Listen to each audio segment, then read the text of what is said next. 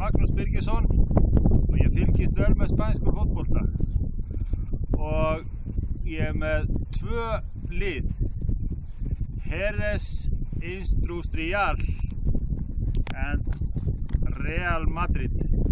Jerez, og ég veit það að þið endið í La Primera Andalusia.